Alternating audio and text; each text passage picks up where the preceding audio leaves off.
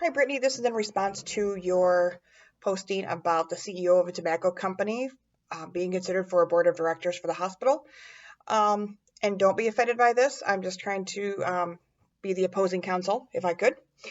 I think that if we reject the CEO of a tobacco company from the board of directors, we start to run a slippery slope of making judgments based on things that occur outside the community.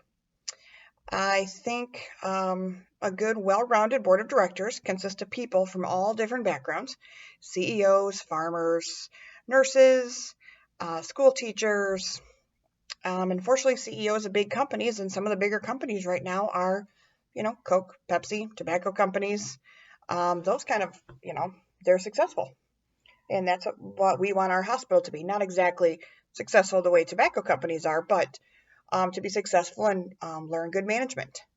Um, for example of this, one of the best leadership skills things I've ever listened to um, was from Walt Disney.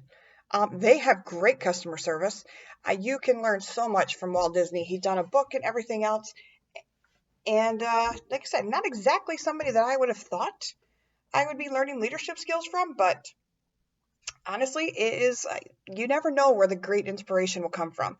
And we shouldn't count this gentleman out or her out. I believe it's a he, though, in this conversation, just because of his job.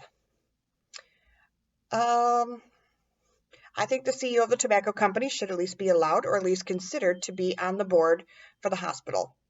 I don't think we should hire him on the spot just because he's a CEO, but he should be allowed to at least sit for an interview, and then he'll be voted in just like everybody else, and every other candidate for the board.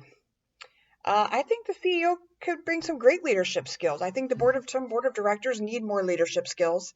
Um, and honestly, he must be doing great because a tobacco company is just not going to risk hiring an inexperienced CEO. So he must know what he's. I would assume, hate to assume, but I would assume he knows what he's doing and how to be successful. Um, I was reading studies recently. I started to look this up, and I thought, why is a tobacco company? I mean, tobacco doesn't have any benefits. There's no health benefits there. Um, I did start to read, though, that recently diabetes is now causing more deaths than tobacco. Tobacco products they're not as popular as they used to be. I mean, don't get me wrong, there's vape pens, there's all these different types now, but they're still not as popular as they were, back in the 70s or even 80s. Um, but right now, the biggest cause is diabetes. However, I am still seeing Coke and Pepsi in many hospital cafeterias. I've visited people in hospitals, or I've been in hospitals, and there's a Coke right there on the nightstand. Most people can even tell you how many units of insulin it takes for one bottle of Coke.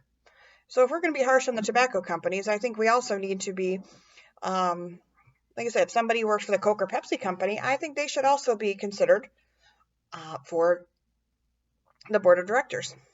I will quote a few things, though. The ACHE does urge all healthcare executives to affirm their responsibility to their communities through professional actions and personal contributions.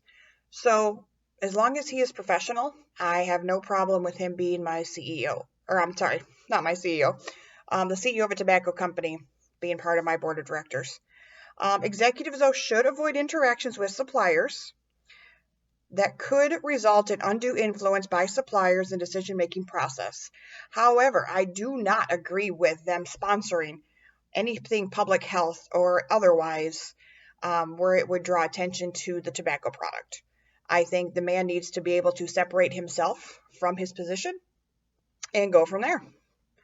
Thank you for listening. And Brittany, it was overall a very good post. Thank you.